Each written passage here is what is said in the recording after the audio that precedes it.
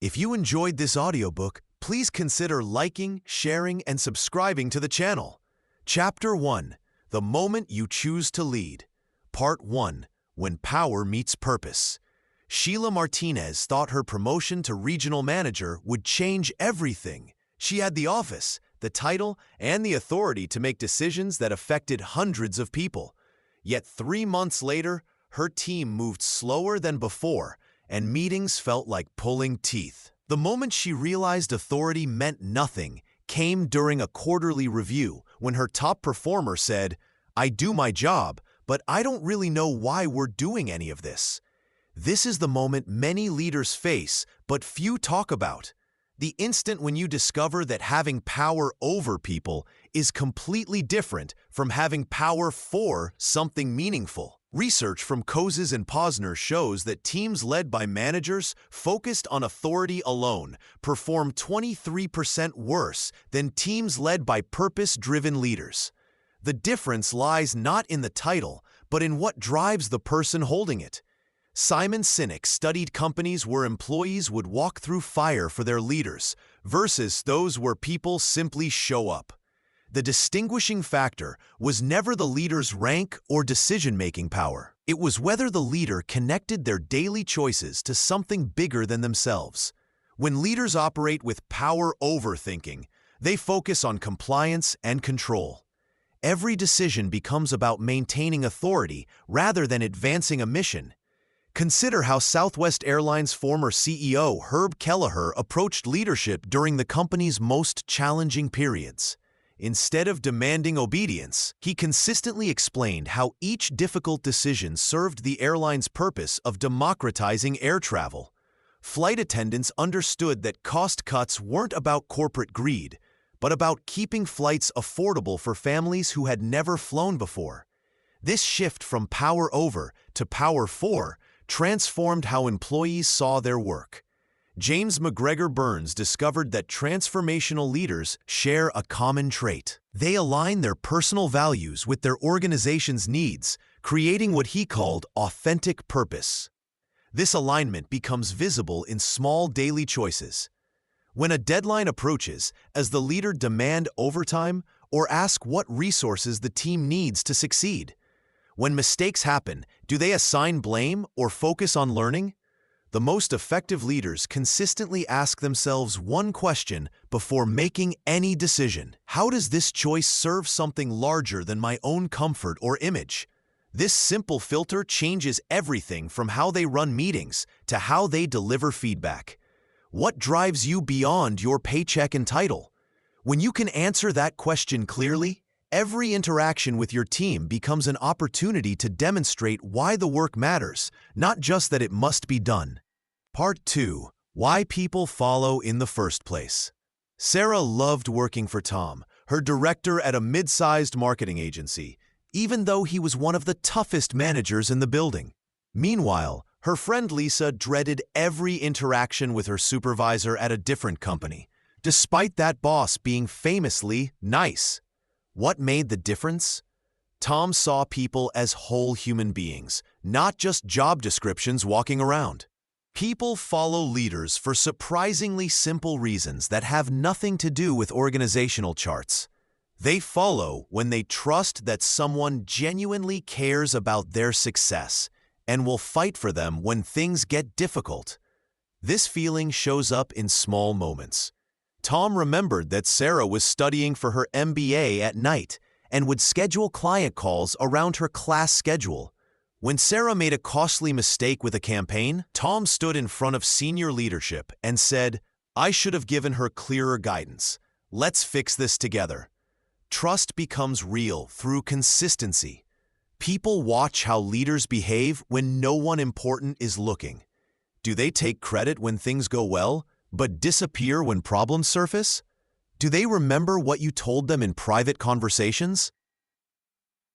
Lisa's supervisor would promise support in one-on-one meetings, but stay silent when Lisa needed backing in larger groups. That gap between private promises and public action destroys followership faster than any mistake. Research from James Kozes and Barry Posner shows that credibility acts like a savings account. Leaders make deposits through keeping promises, admitting mistakes, and sharing information openly. They make withdrawals every time they say one thing but do another. When the account runs empty, people stop following mentally, even if they continue showing up physically. The most powerful ingredient is genuine care for people's growth. Great leaders ask questions that help team members see possibilities they missed. They create opportunities for others to shine and take on challenges that stretch their abilities. Simon Sinek observed that the best leaders act like parents at a playground, staying close enough to provide safety, but far enough away to let people try new things and sometimes fall down. People rarely follow because job descriptions require it.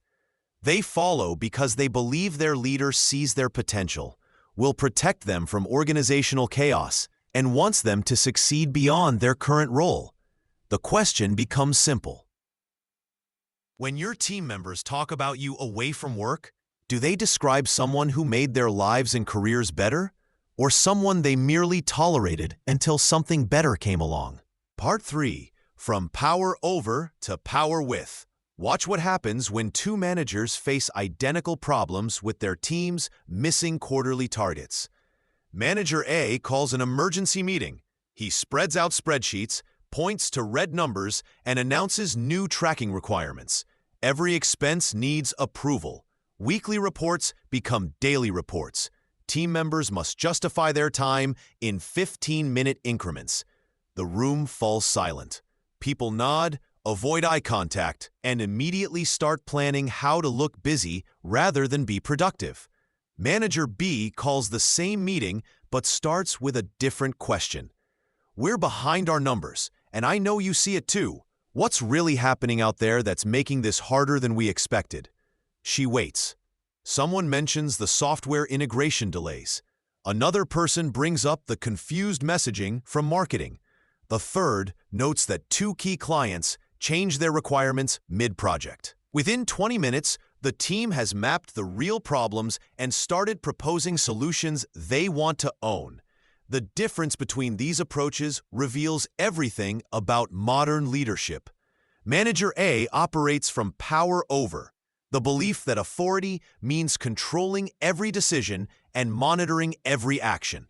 Manager B uses power with, the recognition that real authority comes from helping others succeed. Research by Kozes and Posner shows that teams working under power over leadership deliver baseline performance at best.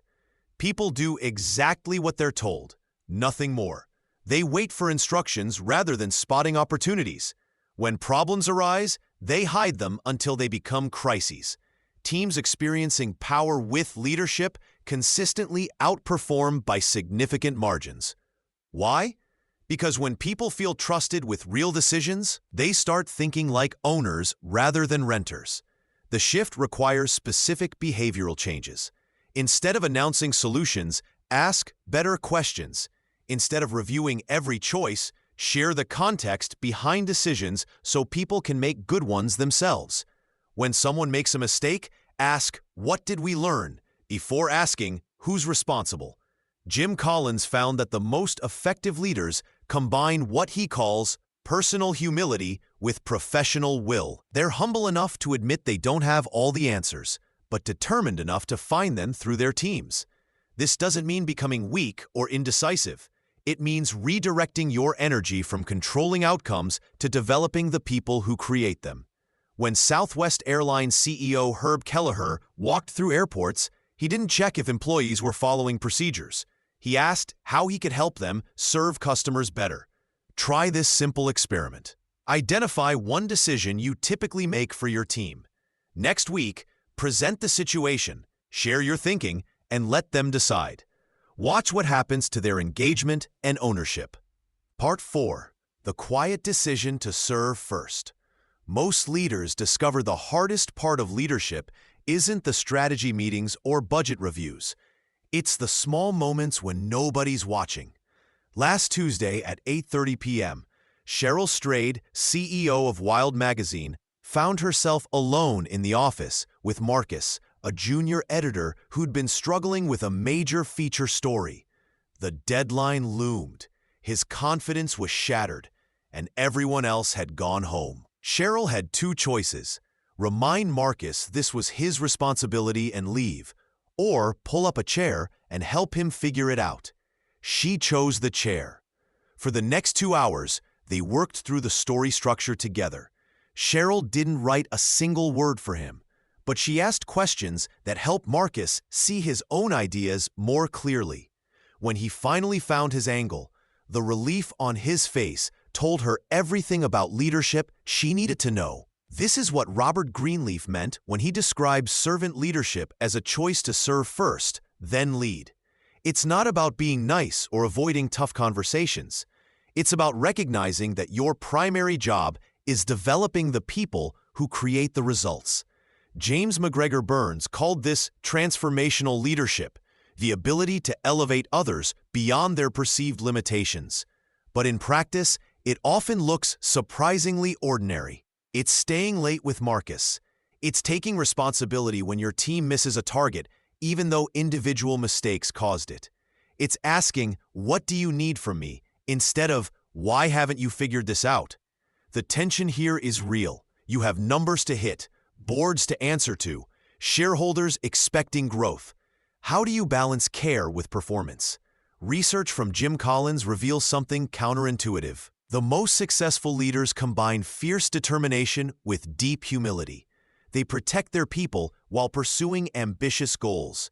Southwest Airlines' Herb Kelleher proved this daily. When flight delays frustrated customers, he didn't blame ground crews. He asked what support they needed to serve better. When competitors undercut prices, he didn't cut wages. He explained the challenge honestly and let teams find solutions.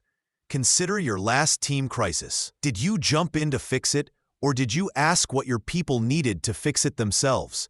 The difference shapes everything about how your team sees you and how they see themselves.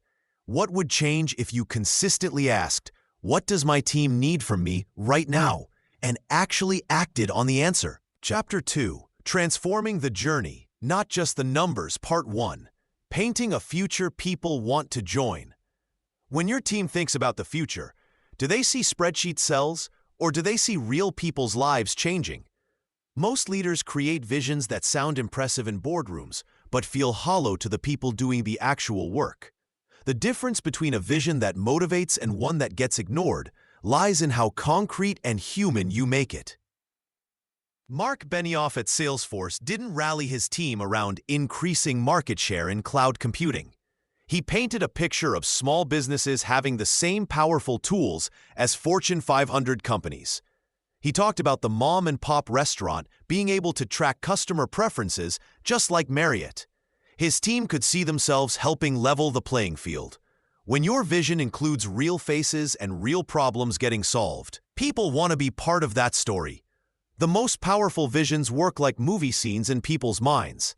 Instead of saying, "We'll improve customer satisfaction by 15%, try describing what that looks like. Picture Mrs. Johnson calling us next December, telling us how our new feature helped her save 3 hours every week so she could attend her grandson's soccer games. Your team needs to see themselves in that future, not just the numbers that measure it.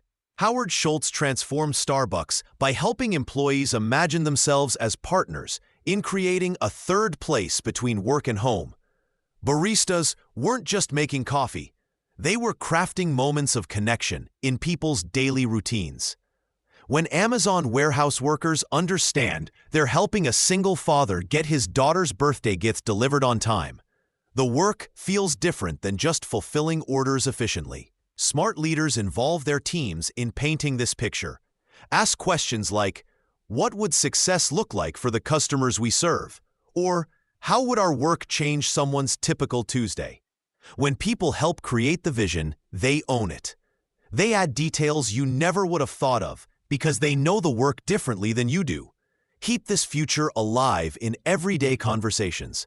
Start meetings by sharing customer stories that show your vision becoming real. When someone completes a routine task, connect it to the bigger picture.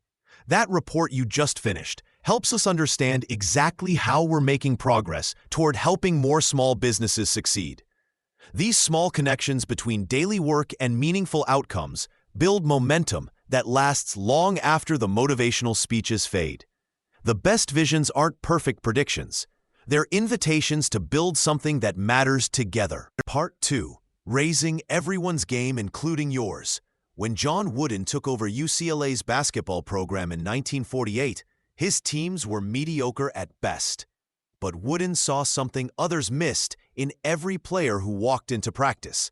Wooden never looked at a player and saw only their current abilities. He saw what they could become with the right combination of challenge and support. Take Louis Alcindor, who later became Kareem Abdul-Jabbar. When Alcindor arrived at UCLA, he was already talented but undisciplined. Instead of accepting this as fixed reality, Wooden set higher expectations while providing the coaching framework to reach them. He didn't just demand excellence. He showed Alcindor exactly how to achieve it through countless hours of patient instruction and incremental goal setting. This approach worked because Wooden understood a fundamental truth about human potential. People rise or fall to meet the expectations placed on them, but only when those expectations come with genuine support and belief. The key lies in finding the sweet spot between challenge and encouragement. Consider how Sarah Blakely, founder of Spanx, applied this principle when building her team. She regularly promoted employees into roles they hadn't done before, not because they were already qualified, but because she believed they could grow into the position. Blakely would sit with new managers, teaching them skills they needed while holding them accountable for results. Her company culture became known for people exceeding what they thought possible about themselves. The most effective leaders recognize that transformation isn't a one-way street. When you're pushing others to grow, you're simultaneously growing yourself. You develop better coaching skills, deeper patience, and more nuanced judgment about people's capabilities. You learn to read subtle signs of progress that others might miss. But here's where many leaders stumble. They either set impossible standards without support, crushing confidence, or they lower expectations to avoid difficult conversations. Neither approach produces growth. True development happens when you consistently communicate belief in someone's potential while providing concrete steps to realize it. Start small with someone on your team. Maybe there's a quiet person whose ideas get overlooked in meetings, or someone stuck in routine tasks who could handle more complex projects. Instead of accepting their current contribution as their ceiling, ask yourself what they might accomplish with the right encouragement and structure. Set one meaningful stretch goal with them. Make it challenging, but achievable with effort and learning. Then, commit to coaching them through it, celebrating their progress along the way, not just the final outcome. Watch how this changes not only their performance, but your own leadership capabilities. Part 3. Trust, integrity, and the long road. Trust accumulates through 1,000 tiny decisions, yet vanishes with a single breach that people never forget. Reed Hastings learned this the hard way in 2011, when Netflix announced a 60% price increase and attempted to split its DVD service into a separate company called Quickster. Within months, Netflix lost 800,000 subscribers and its stock plummeted 77%.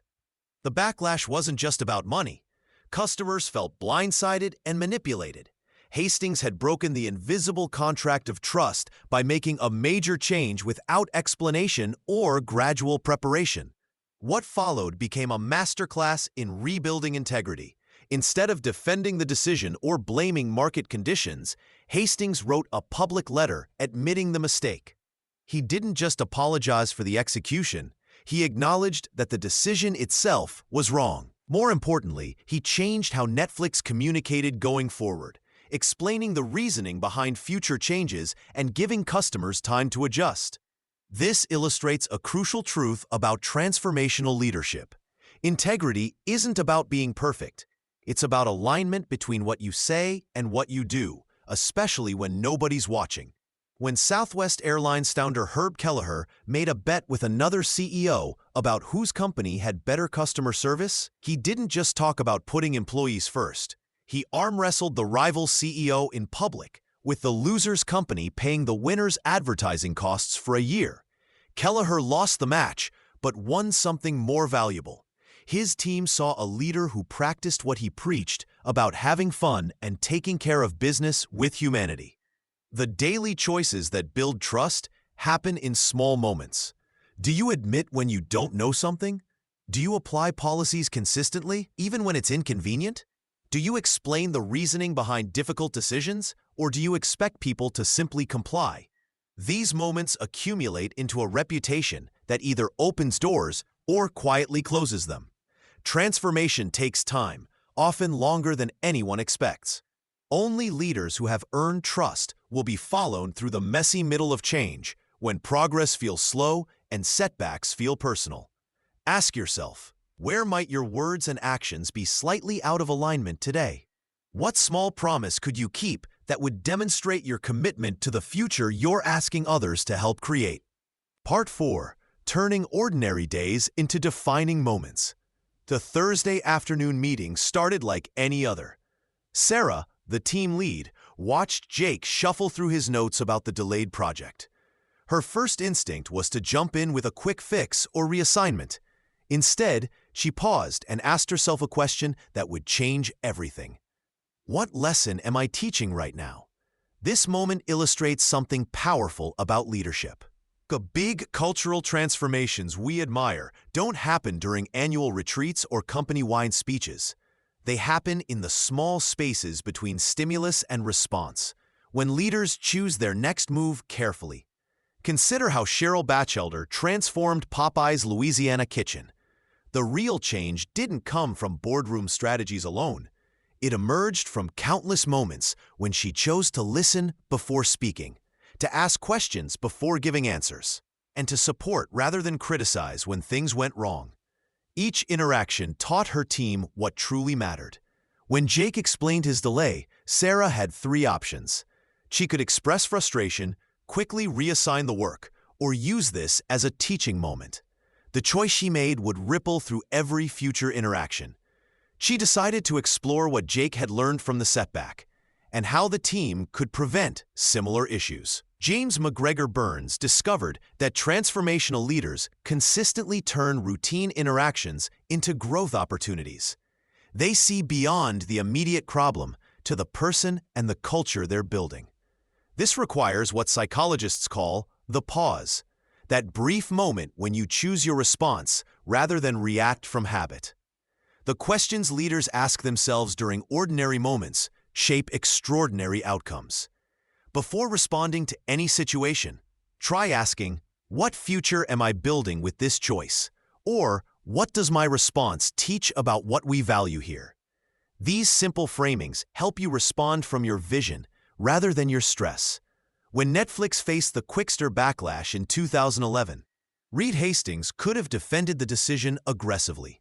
Instead, he used customer complaints as defining moments, admitting mistakes and demonstrating that the company valued customer feedback over executive ego. Each response taught employees how to handle future criticism.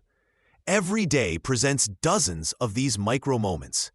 How you handle the teammate who admits confusion, the idea that seems impractical, or the conflict between departments becomes a story your team tells about who you really are as a leader. The person you're becoming as a leader is shaped by how you show up when nobody's watching. Your next conversation with a struggling team member isn't just about solving today's problem. It's about writing tomorrow's culture. What story will your next ordinary interaction tell about the leader you're becoming? Chapter 3. The Heart of a Servant Leader, Part 1. Listening before leading. Most leaders think they need to have answers ready before they walk into a room.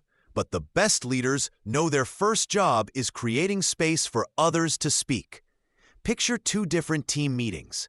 In the first, the manager enters with a solution already mapped out, checks their phone twice during updates, and cuts off questions with quick fixes. Team members leave feeling heard but not understood. In the second meeting, the leader puts their device away, asks, "What are you seeing that I might be missing?" and waits through uncomfortable silence until real concerns surface. The difference in team engagement is immediate and measurable. Howard Schultz discovered this during Starbucks' near collapse in 2008. Instead of immediately announcing layoffs and cost cuts, he spent weeks listening to baristas, store managers, and customers. What he heard surprised him. The real problem wasn't just declining sales, but a loss of the coffee experience that made Starbucks special. This listening tour led to decisions that saved the company, including closing all stores for retraining rather than just cutting costs. True listening requires specific behaviors that feel awkward at first. Ask open questions that start with what or how instead of leading with your assumptions. When someone shares a concern, reflect back what you heard before offering solutions. So you're worried that the timeline doesn't account for client feedback cycles? This simple confirmation often reveals whether you actually understood the real issue. The magic happens when people feel psychologically safe enough to share what they really think. At Google, Project Aristotle found that the highest performing teams had one thing in common: psychological safety created by leaders who listened without judgment. Team members knew they could voice concerns, admit mistakes, or propose wild ideas without being shut down or dismissed. Consider how many project disasters could be prevented with 5 extra minutes of genuine listening. When engineers at NASA expressed concerns about O-ring failures before the Challenger launch, their warnings were dismissed by leaders focused on schedules rather than safety. The listening gap became a tragedy that changed space exploration forever. Real listening means resisting the urge to immediately fix or defend. When a team member says, "This process isn't working," your first instinct might be to explain why the process makes sense. Instead, try asking, "Help me understand what you're experiencing." Often, the person has already thought of solutions, but needed to feel heard before sharing them.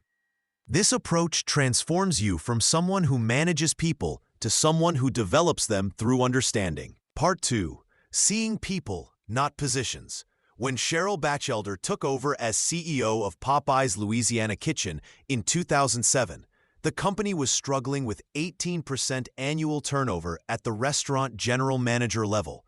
Instead of implementing new performance metrics or restructuring operations, she did something unexpected.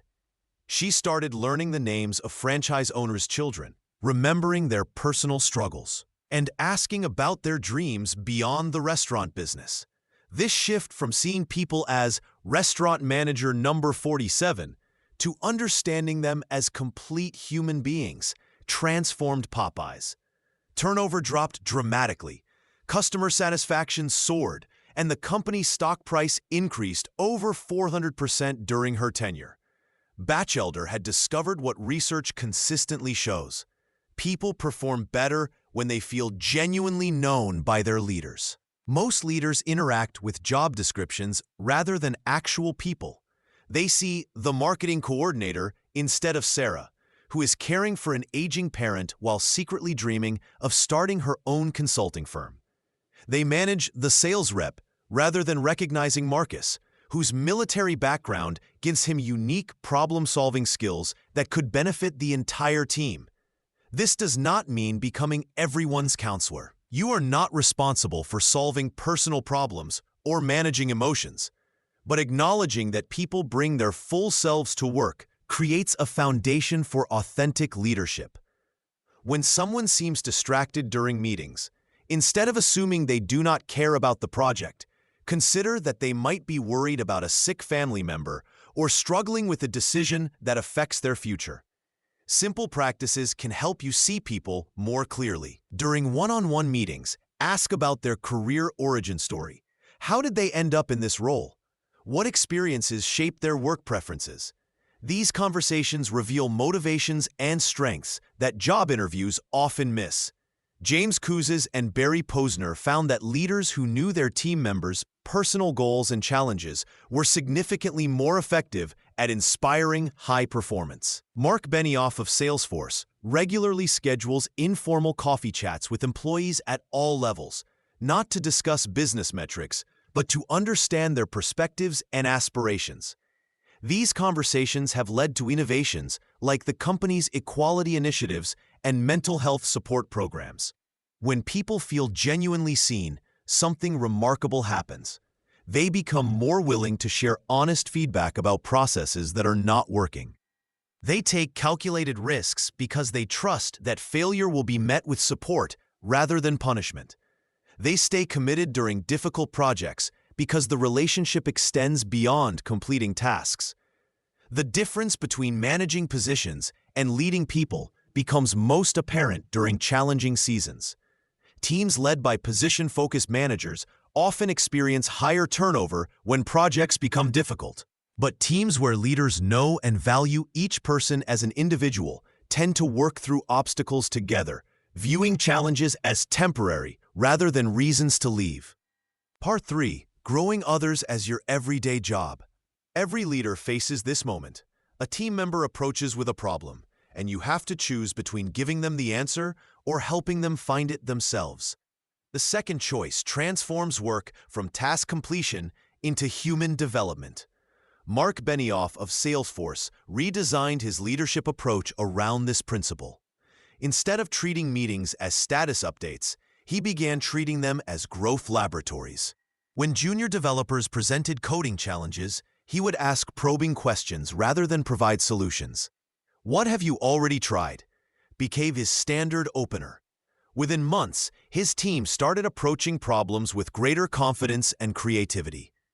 Growing others requires recognizing what James McGregor Burns called transformational moments in everyday work. These moments appear disguised as ordinary interactions. A team member struggles with a presentation. A junior analyst hesitates to share insights in meetings. Someone repeatedly asks for direction on tasks they should handle independently. Burns discovered that great leaders spot these moments and turn them into learning opportunities.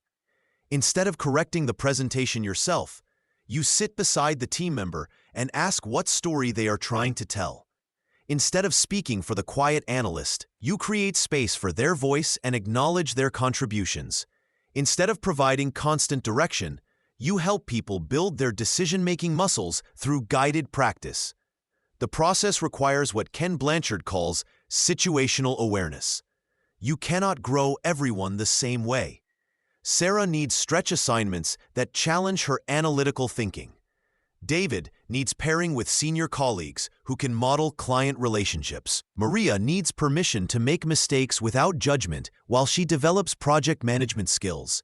Cheryl Bachelder demonstrated this during her tenure at Popeyes. She treated franchise owners not as customers to please, but as partners to develop. She created learning circles where struggling owners could learn from successful ones. She paired new franchisees with veterans who could share practical wisdom. She turned quarterly meetings into coaching sessions focused on capability building rather than performance criticism. This approach demands patience. You watch someone struggle with tasks you could complete quickly. You resist the urge to jump in when they make preventable mistakes. You celebrate small improvements that others might not notice, but the payoff compounds over time. Research from Kozes and Posner shows that people led by growth-focused leaders report 67% higher engagement and stay with organizations 40% longer. They take on challenges they once avoided. They become problem solvers rather than problem reporters. They eventually grow into roles that once seemed beyond their reach. Consider each conversation and assignment as a chance to leave someone more capable than before. Ask yourself, what can this person learn from this situation? Rather than, how can I fix this quickly? The shift changes everything about how you lead and how people respond to your leadership. Part 4. Building a team that feels like a community. The difference between a work group and a team community becomes clear when someone faces their worst day. Research from Google's Project Aristotle found that high-performing teams share one trait above all: psychological safety. But safety alone is not enough. True team communities form when people genuinely care about each other's success, not just their own deliverables. Consider how Southwest Airlines built their legendary culture. Founder Herb Kelleher insisted on hiring for attitude over experience. Flight attendants learned each other's birthdays. Gate agents covered shifts without being asked. and pilots helped clean planes between flights. This was not mandatory team building. It emerged because leadership created rituals that helped people see each other as whole humans. Weekly appreciation rounds became standard. New hires shared their personal stories during orientation. Mistakes became learning opportunities rather than blame sessions. The magic happens in small, consistent moments. Servant leaders design simple practices that build connection over time. Monday morning check-ins where team members share both work priorities and personal challenges. Peer appreciation sessions where people recognize each other's contributions, not just results. Learning circles where the team discusses what worked, what failed, and what they discovered together. These rituals feel awkward at first, but they create space for trust to grow naturally. Real community never means avoiding difficult conversations. Netflix famously encourages keeper test discussions, where managers regularly ask, "Which of my people would I fight to keep?" But they balance this intensity with genuine care for each person's growth. Reed Hastings, Netflix's former CEO, required leaders to have these hard conversations face-to-face, with specific development feedback, not generic performance criticism. Teams become communities when people feel safe to disagree, fail, and ask for help without career damage. At Patagonia, employees regularly challenge leadership decisions about environmental policies, product designs, and business strategies. Founder Yvon Chouinard created forums for respectful dissent because he believed better decisions emerge from diverse perspectives, not unanimous agreement. When people feel like they belong to something larger than their job description, extraordinary things happen. Gallup research shows that teams with strong social connections are 12% more productive and have 27% lower turnover. People stay late, not because they have to, but because they do not want to let their teammates down. They share credit freely because everyone's success feels interconnected. Building community requires leaders who see their role as serving the team's collective growth, not managing individual performance. It means celebrating wins together, learning from failures together, and caring enough about each other to have honest conversations when they matter most. Chapter 4. Leading Differently for Different People. Part 1. Reading the Room, not the Rulebook. Reading the room isn't about checking the temperature. It's about reading the unspoken signals that tell you exactly what kind of leader each person needs right now. Consider Netflix CEO Reed Hastings during the company's 2011 Quickster crisis. He applied his typical hands-off, trust-the-team approach while customers revolted over confusing changes. His team needed clear direction and decisive action, but Hastings kept delegating. The result? Netflix lost 800,000 subscribers in 3 months. Same leadership style, wrong situation, costly outcome. The best leaders become master observers. They notice when Sarah, usually confident, starts asking basic questions about a new project. They see how Tom's shoulders tense during team meetings after a recent failure. These aren't random behaviors. They're signals about what kind of support each person needs. 4 simple clues help you read any room accurately. Experience level tells you whether someone needs step-by-step guidance or broad direction. A new hire might need detailed instructions, while a veteran needs goals and freedom. Confidence reveals emotional state. Watch for voice changes, body language, or hesitation patterns. Urgent deadlines change everything. Crisis mode often demands directive leadership regardless of someone's usual competence level. The emotional climate matters most. After layoffs, even skilled team members might need reassurance and closer guidance. During exciting growth periods, people often crave more autonomy and challenge. Southwest Airlines founder Herb Kelleher mastered this flexibility. During the airline's early financial struggles, he gave specific directives about cost-cutting. But during stable periods, he stepped back, letting employees make customer service decisions that became legendary stories. Same leader, different approaches based on what each situation demanded. Start watching your team like an anthropologist. Notice how Alex responds to pressure compared to Maria. Some people shut down and need encouragement. Others get energized and want space to innovate. Some seek clear direction during uncertainty, while others prefer to brainstorm solutions together. The goal isn't to become a mind reader. It's about becoming genuinely curious about what brings out the best in each person. When you stop applying one-size-fits-all leadership and start matching your style to the person and moment, you'll see both performance and morale improve dramatically. Your team will start trusting you more because they feel truly seen and supported in ways that actually help them succeed. Part 2. When to show the way. Sometimes your team needs you to be like a GPS, giving turn-by-turn directions, not a travel companion suggesting scenic routes.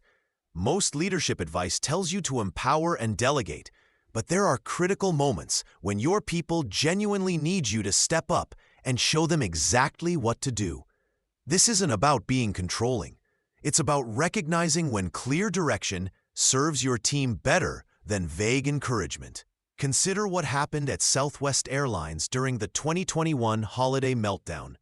While other airlines left crews and passengers stranded without information, Southwest's operations leaders who recovered fastest were those who immediately switched to directive mode.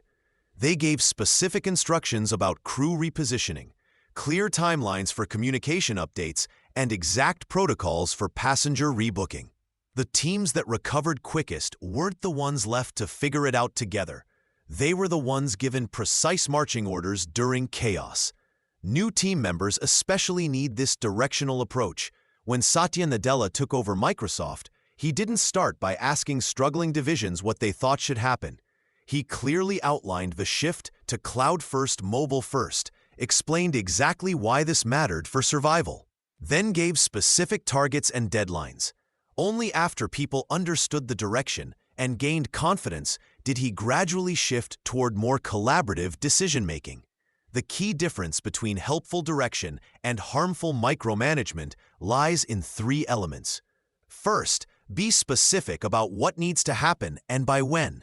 Vague instructions like improve customer service create more confusion than clarity. Second, always explain the reasoning behind your directions. When people understand why something matters, they follow instructions more willingly and make better decisions when unexpected situations arise. Third, actively invite questions.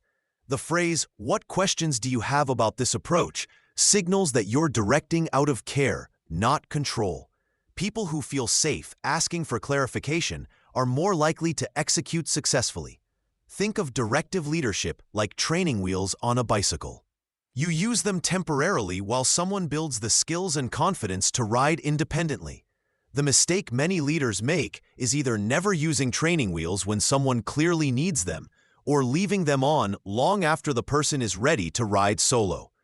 Pay attention to your motivation when you feel the urge to give directions. Are you stepping in because the situation genuinely requires clear guidance, or because you're anxious about losing control? The former serves your team. The latter serves only your ego. When you give directions with respect, clear reasoning, and temporary intent, people don't feel diminished. They feel supported during the exact moments they need it most. Part 3. When to walk beside. Something happens when we move from telling to asking that changes the entire dynamic. Instead of being the person with answers, you become the person who helps others find them.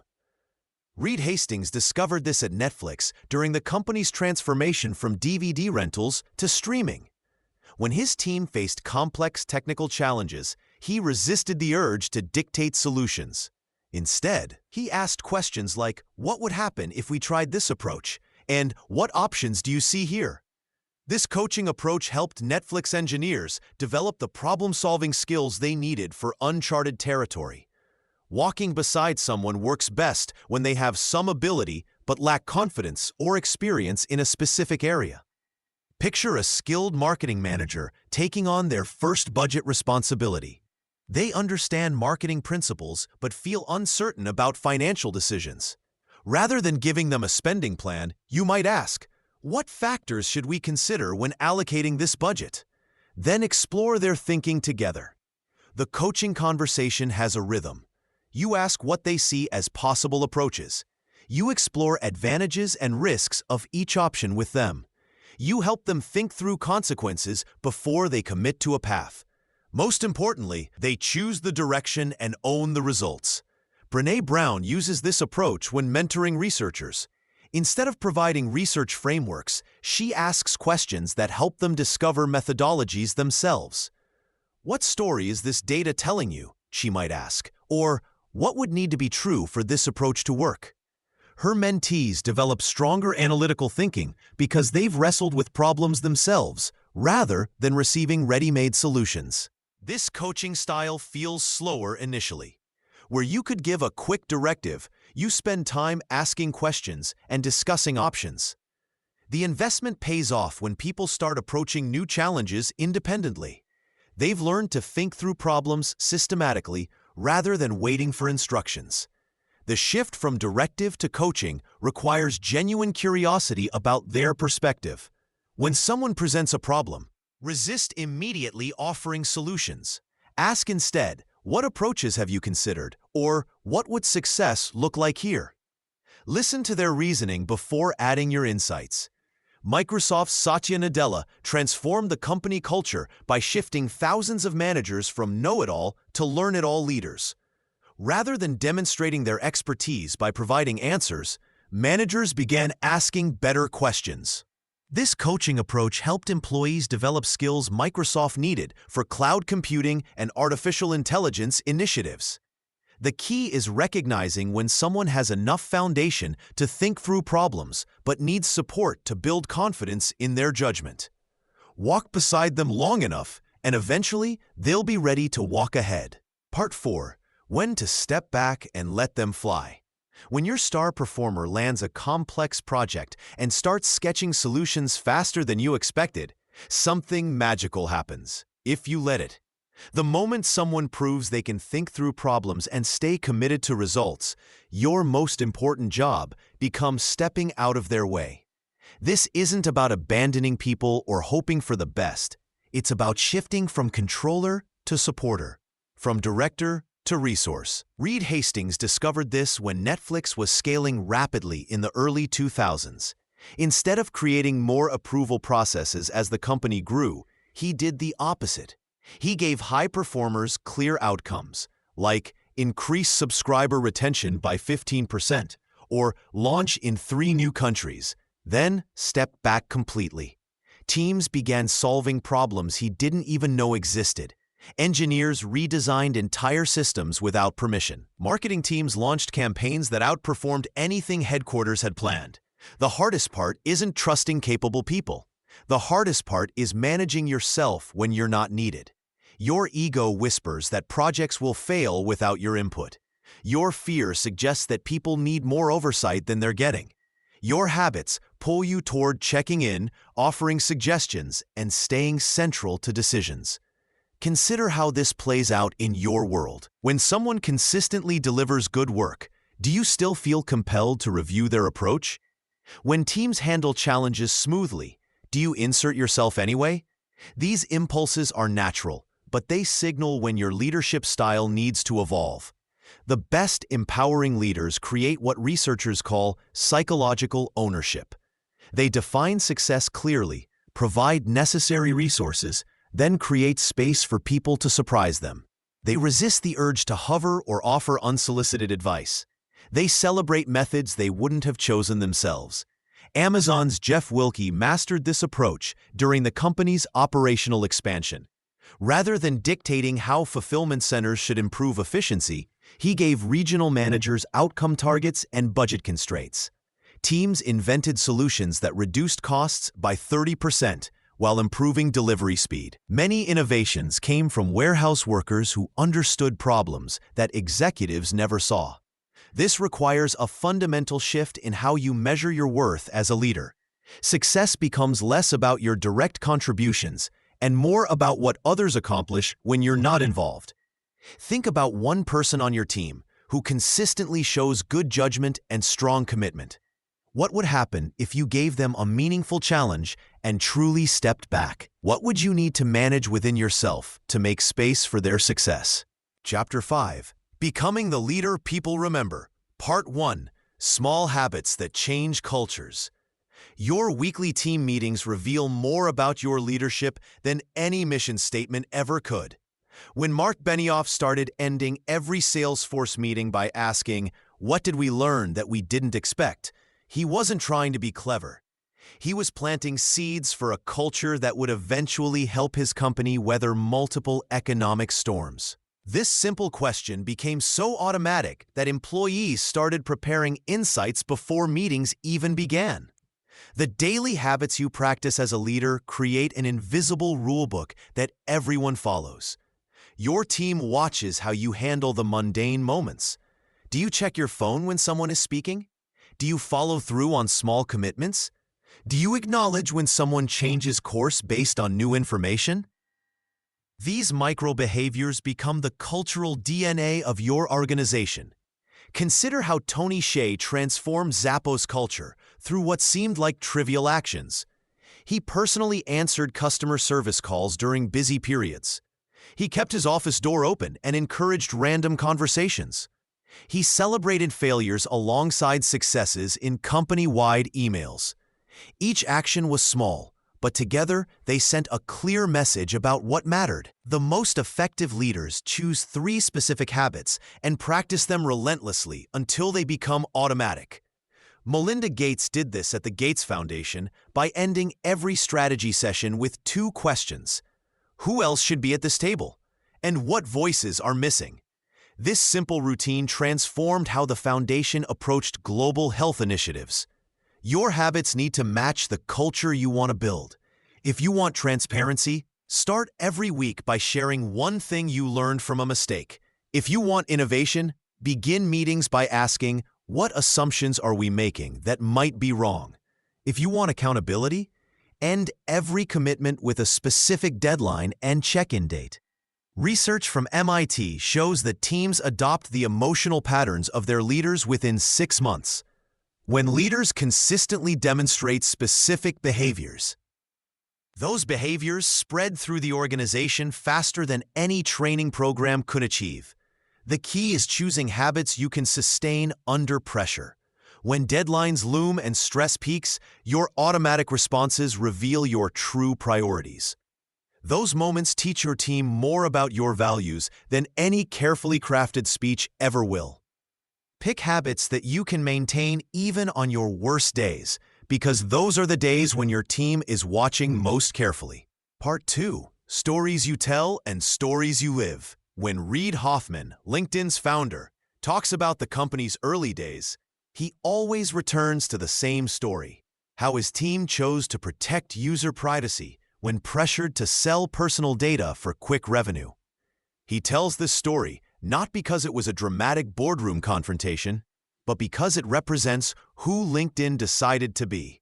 Years later, employees still reference the Hoffman moment when making tough choices about user trust versus profit. This illustrates something most leaders miss. People follow leaders who tell compelling stories, but more importantly, they follow leaders whose actions tell the same story their words do. Your team is constantly watching for proof that your values are real, not just marketing copy. Take Satya Nadella's transformation of Microsoft. He could have simply announced a shift to growth mindset. But instead, he started every leadership meeting by sharing stories of teams that had learned from failure. When a major Azure outage occurred in 2018, instead of hiding the mistake, he sent a company-wide email detailing what went wrong and what they learned. His behavior became the story that spread through Microsoft faster than any corporate memo. The stories you tell shape how people see their work and themselves. But here's what separates good leaders from forgettable ones. They find stories in ordinary moments. When a customer service rep goes beyond protocol to help someone, that becomes a story about caring. When an engineer speaks up about a potential safety issue, that becomes a story about courage. Start collecting these moments. Write them down within hours of when they happen. Look for times when someone on your team demonstrated the values you want to see more of. Then retell these stories in meetings, casual conversations, and performance reviews, not as corporate propaganda, but as evidence of who you're becoming together. The most powerful story, though, is the one your behavior tells under pressure. When deadlines loom and stress peaks, do your actions match your stated values? Research from Stanford shows that employees remember their leader's worst moment more vividly than their best. That angry outburst or ethical shortcut doesn't just affect that moment. It becomes the story people tell about what you really believe. Your lived story and your spoken story must align. People can sense the difference between authentic leadership narratives and performance art. They're looking for proof that the person asking them to follow actually embodies the journey they're inviting others to take. Part 3. Learning out loud when you get it wrong. Sarah Chen knew she had made the wrong call. Standing in front of her engineering team at Netflix, she watched their faces during the quarterly review meeting. The new deployment process she had pushed through 6 weeks earlier was failing spectacularly. Customer complaints were up 40%. And her team was working 16-hour days to fix bugs that the old system would have caught. "I need to start with something," she said, putting down her notes. "This deployment mess, that's on me. I pushed too hard for speed without listening to your concerns about testing protocols. I was wrong." The room went quiet. In that silence, something shifted. Instead of the usual post-mortem blame game, her team started talking about solutions. This moment illustrates what research from Wharton School confirms. Leaders who admit mistakes publicly and focus on learning actually build more trust than those who never seem to fail. The key difference lies in how you handle the admission. Sarah didn't wallow in self-pity or make excuses. She took responsibility and immediately shifted focus to improvement. When Netflix CEO Reed Hastings publicly admitted the Quickster debacle was a strategic mistake, he didn't just apologize. He explained his thinking process, what he learned, and how future decisions would incorporate that learning. Stock prices initially dropped, but customer trust actually increased because people saw a leader who valued truth over image. The most effective leaders treat their mistakes as shared case studies. They ask their teams, "What did we learn? What would we do differently? How can we build systems to prevent this?" This approach transforms individual failure into collective wisdom. Here's practical language that works. "I made a judgment call that didn't work out. Here's what I was thinking at the time. Here's what I missed, and here's what I learned." Then pause and ask, "What are you seeing that I might be missing?" This invitation for input shows you value diverse perspectives over being right. Google's Project Aristotle found that psychological safety was the strongest predictor of team performance. Teams where leaders regularly acknowledged mistakes and modeled learning out loud consistently outperformed those where leaders maintained perfect facades. The debrief structure matters too. Focus on 3 questions. What worked? What didn't work? What will we do differently next time? This framework keeps conversations constructive rather than punitive. When team members see you apply this same learning lens to your own mistakes, they begin doing the same with theirs. Your willingness to learn publicly gives everyone permission to grow openly. People want to follow leaders who are human enough to fail and wise enough to learn from it. Part 4. Leaving a trail of better leaders behind you. The research is clear. Leaders who intentionally develop other leaders create organizations that outlast their own tenure by decades. When Mark Benioff left Oracle to start Salesforce, he carried forward the leadership principles Keith Block had modeled for him, then passed those same principles to thousands of employees who later founded their own companies. Think about the leaders who shaped you most. Chances are, they did not just teach you what to do. They taught you how to think through problems, how to make decisions under pressure, and how to treat people when nobody is watching. They invested time in your development, not because it served their immediate needs, but because they understood that growing leaders is the highest form of leadership impact. The most effective leader-makers share 3 specific practices. First, they create visibility opportunities for their people.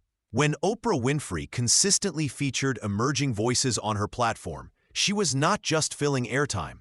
She was teaching those individuals how to command an audience, how to craft compelling messages, and how to handle unexpected challenges in real time. Many of those guests later became influential leaders in their own fields. Second, great leadermakers have succession conversations early and often. They ask their team members, "What would you do if you had my job tomorrow?" This question forces people to think strategically rather than tactically. It pushes them to consider the broader implications of decisions, not just the immediate tasks at hand. Third, they sponsor rather than just mentor. Sponsorship means using your own political capital to open doors for others. When someone advocates for you in rooms where you are not present, they are practicing sponsorship. They are willing to attach their reputation to your potential because they believe in your ability to grow. A ripple effect of this approach is profound. Research from the Center for Creative Leadership shows that organizations led by people who were previously developed by strong leadermakers consistently outperform their competitors over 15-year periods. The reason is simple. These leaders know how to create more leaders, creating a self-reinforcing cycle of growth and capability. Consider this question. What if your primary job was not to be the best leader, but to create better leaders than yourself? How would that change the conversations you have, the opportunities you create, and the way you measure success? Years from now, someone might tell a story about how their leadership journey began because of a chance you gave them, a conversation you had with them, or a way you believed in them when they did not yet believe in themselves. That story will be your real legacy.